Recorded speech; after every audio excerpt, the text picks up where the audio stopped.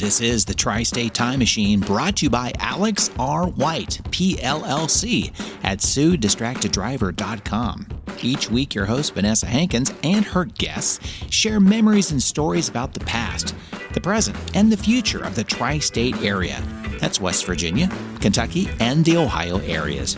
If you used to live here, or you currently live here, you're going to catch yourself saying out loud, "Wow, I remember that." Now, here's Vanessa. Good morning or afternoon, wherever it is that you're choosing to listen. For us, it's morning, so I'm sticking with that. Good morning, Tri-State. Today, I have a treat for you. I'm letting my nerd show, and I think my guest is going to let his show a little bit, but it's a fun one for me, too. We're talking about Westmoreland today. Not to be confused or thrown into the same spot as the West End. Not that we dislike the West End, but we do like to distinguish ourselves from the neighborhoods.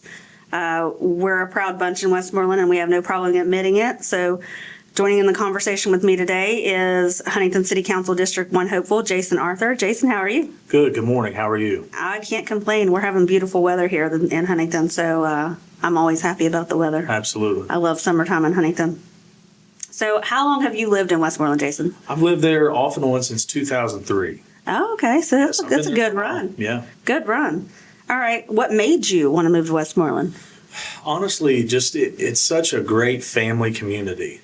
I agree. And in Huntington, where are you going to find that at anymore? I mean, there's Right. been ups and downs everywhere, but it's just such a good, close-knit group of people that are always willing to help, do whatever they can. Absolutely. And I love that. Absolutely. We had one of the other hopeful running candidates had mowed some of the state property this past weekend, and I think that is that's a testament to the kind of people that we have in Westmoreland. Absolutely. That's what we do. I agree. So let's talk one of my favorite topics, history. Let's talk about how Westmoreland came about and why it is that we still choose to love and grow our families here. Yeah, absolutely. So a great book that I read, The Gate to Westmoreland. I think a lot of times in Huntington, we always hear about the history of Holderby's Landing, and we hear about the battles in the Civil War with Wyandotte and things like that. But a lot of people have no idea of the history of Westmoreland. Yeah. And it actually goes way, way back, past even further than I thought, with the Paleo Indians and things like that, Right. Which if you tie in Camden Park and some of those kind of issues there, it really is funny how it really coincides with each other. But one of the things that I thought was really good was, our beginnings in Virginia, even when this was Holderby's Landing, Westmoreland was still a very thriving area, had a lot of great people that were moving. In Huntington, you had the Buffingtons and the Huntingtons and all that stuff that were trying to just truly establish this area. And Westmoreland was doing its own thing. There was a lot of farmland, a lot of great people. And we actually, when Westmoreland started, were in Greenbrier County, Virginia. And when you think of Greenbrier County, which would now be West Virginia, you don't think anything about Westmoreland. So Not at all. Pretty cool history. Yeah, I think it's really awesome. The book that you're referring to is one of my favorite things. It was a gift that I was given by my grandmother-in-law. As soon as I moved to Westmoreland, I knew I had to get my hands on it, and it was really hard to come by. Written by Paul N. Folks and Willard Daniels Jr.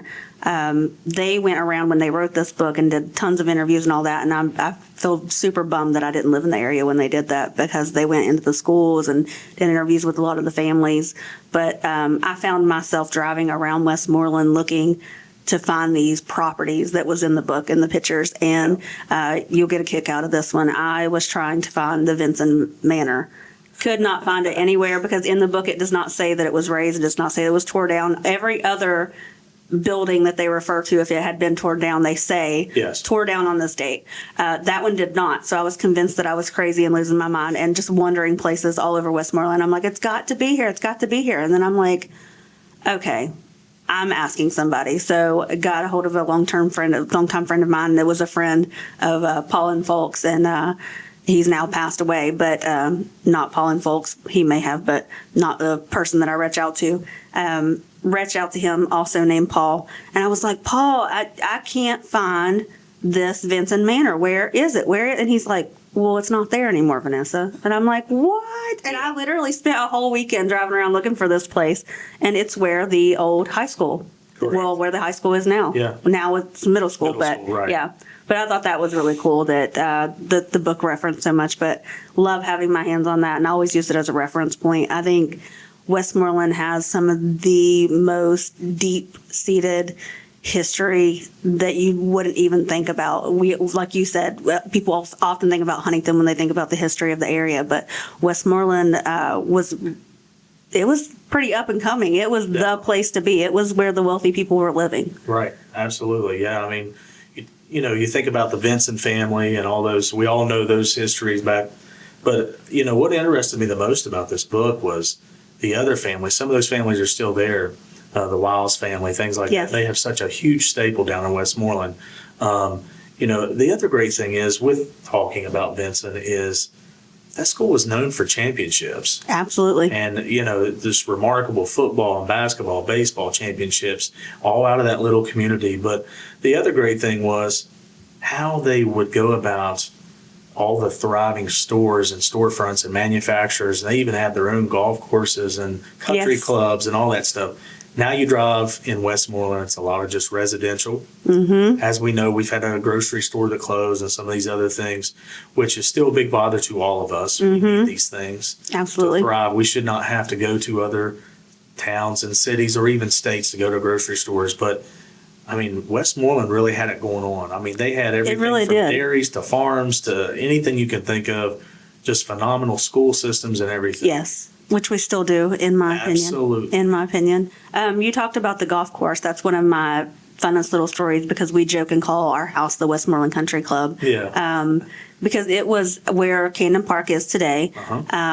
That burnt down 2 times, I think, before it was all said and done. But that is now what is known as the Guy and Country Club. And then shortly after, we got the Spring Valley Golf Course, Right. Which is no more, which is unfortunate as well. I agree. But crazy that it was a golf pro that started all of those here in Westmoreland again. The stuff that Huntington is known for, we had it first. We did. Absolutely. Super cool. Yeah. And then another one of my favorite stories is how Magazine Avenue got its name. Did you read about that? Did, yeah. Magazine Avenue had the ammunition manufacturing plant, and all the wealthy people down here, after I think it caught fire, had an explosion, and everybody lost all their windows. And I think that happened twice before they decided, okay, we don't want this here. Isn't it. We're Yeah. moving it across the river. We're giving it to South Point. Yeah. Enough of that stuff. Yeah.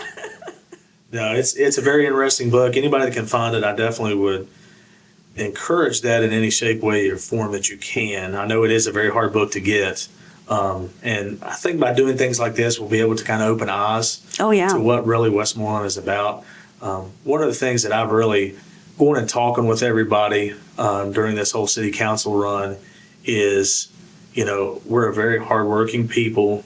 We are considered District 1, Yes. but we don't feel like we're number one in anything. By I being agree. in Wayne County, it's such a weird variation. We are in Huntington City Council, but we're in 2 counties. Yes. And the majority of ours is in Wayne County. So the taxes and the fees that we go through is just unbelievable. It really is. That's something that I tell people all the time when they ask me how I like living in Westmoreland. I'm like, oh, I love it. Love it. Until it comes to the taxes. Yeah. And a lot of people in Huntington don't realize that we pay double They have on no a idea. lot of things. They have no clue. Yeah, and it almost feels like a punishment. And my question is why? Right. And I've even gone now to, you look at some of the situations with these levies. You have a levy in Wayne County that doesn't even affect us. We have to vote one way or the other. Right, and right, we're right. taxed and feed on things, but we're trying to deal with the city of Huntington. Right. So it's really just a strange kind of event when it comes to that. But, the main thing is we just want to matter. We Right. just want to feel like, okay, if we're part of Huntington, make us part of Huntington, help us. Right. If we're doing all these taxes and fees and we're working hard and it is a very working class, complete neighborhood down there. Again, we have no grocery store now. I know there's some things coming in, but it's not the same as It's not the same. Right. Camden Corner does a phenomenal job. I always talk about them. Yes. Everybody in the entire tri-state, not even just our little Oh, area, yeah. knows about Camden Corner. Oh, yeah. You're getting the donuts for sure. And the chicken. But, everything from our roadways, our sidewalks, our lights, those are very simplistic things, and now something you and I talked about, the state has a huge roadway that goes right through our neighborhoods. Right through it. And we can't even get our lawns and things mowed from the grass. And, it's just like, why are we going through all this? So Right. we need to get to where the state and the city can work together. Amen. And I tell you, another thing is the counties. I talk to county commissioners all the time, and they're saying, we never get to work with the city. We're right across the street from each other, even down here in downtown Huntington. And it's like we don't even exist. None of us are working together. So I think that needs to. Oh, yeah. Why are we not communicating? Well, and I think the more people that get out in our community and learn not only our history, but see where our future is going, I think when they get more active, then those things will happen. We don't have enough people standing up and speaking up. Right. But I think once we do, I think it'll make a big difference. Yeah. Because I know that I have loved raising my children in Westmoreland. We are Westmoreland people through and through. You can't say West End to us without us being offended. We are not the West End. We are Westmoreland. We are very, very proud to have Camden Park. We love that. We love Camden Corner. We love Sue's Junk Shop. I mean, that has been a really nice asset, even though we lost our grocery store. Glad something's in there. Sure. That sat vacant for quite some time before she came in there. So we are making some changes. Good things are happening. And I hope, you can't control what your children do, but I hope that my children choose to raise their children here as well. So I'm very hopeful for the future of Westmoreland. I agree. Yeah. And I think we're going to see that more and more as long as there's opportunity. Our kids will stay if there's opportunity. Yeah. And if we continue to keep our area clean and we have, stronger police force to make sure that happens, because they cannot be everywhere at once, to make sure our firefighters are taken care of. Westmoreland, our fire department, our station there, wow, it's the oldest. I call them our heroes, our Huntington heroes, They are. And I go down to Central City to that fire station, and it's night and day. It's beautiful, yeah. That one in Westmoreland is the oldest. I think it was right at the turn of the century when that one was built. There's been some talk of trying to put a Vincent kind of memorial museum type of situation there, but these guys need a place to go first. We have the land, and we've been told for years and years it's going to get done. And they deserve that. Our firefighters work very hard. Absolutely. They're all outstanding people, and a lot of them live in our community, so they want this. A lot of them do live in our community. And what I love, being at Safety Town, we have the fire department comes every single day and meets all the kids that are in the classroom for the day. And the amount of children whose face light up when their dad gets out of that fire truck, I mean, it's a beautiful thing. And I had no idea how many first responders that we had that lived in our community until taking that job. But we have several EMS, we have tons of firefighters, and we have tons of police officers that all live in our district. So I think that's pretty awesome. I think we're really lucky that, like you said, we're one of the last few neighborhoods that it's not renter ran over. These are owner occupied homes, and we're very, very lucky to have that. Thanks for being on the show today. This has been a great time. Anything you want to talk about before we take off? No, I think that's it. I'm a pretty well an open book. I'm very transparent. I work hard. I coach at Spring Valley, so I'm glad you're bringing that up. I did want to touch on that before we go. What all do you coach? Is it just track? So I started with football and track. Okay. Both my sons have gone through the school system there. My daughter starts next year. Okay. It's exciting times. I now coach track. In my opinion, we've built just almost a dynasty there. We're always in the running every year for state championships from good old Wayne County. Good old Wayne County. We love every bit of it. It's just great stuff. So other than that, I get to coach everybody from Westmoreland's kids. Right. Get to be a part of it. What a joy. A lot of tie-ins, and so many of them are a part of our firefighters and our police force. And I always shout out those guys, and they always appreciate that very much. Yeah, absolutely. If anyone wants to get a hold of you, what's the best way? Yeah, so I've got Facebook, votejasonarthur.com, Instagram, Twitter. My You're phone on all number. the things. I am on all the things. And one thing, again, I talk about my transparency. My phone number that is on any of my information is my actual phone number. Okay. I'm not sending you to City Hall. I think that's one thing that Westmoreland wants. Smart. They want to talk to you. Yes, they want to talk to you. They want you. to feel like they have representation. Yes. I'm 100% in. And I can vouch for that. Yesterday, Jason, we had some people around the pool, and they found out that I knew him. And I'm like, hey, there's some people that want to talk to you. Do you have time? And we did. And he did. He came down with his daughter, his campaign manager. That's right, my campaign manager. She does a phenomenal job. But it was a great time, and I think everybody felt very satisfied after meeting Jason, and it was a good day. All right, Jason. Well, I appreciate having you. Appreciate you very We much. might have to do a round 2 of this because I think there's more that we can talk about in Westmoreland. I look forward to it. Thank you. All right, we are out of here.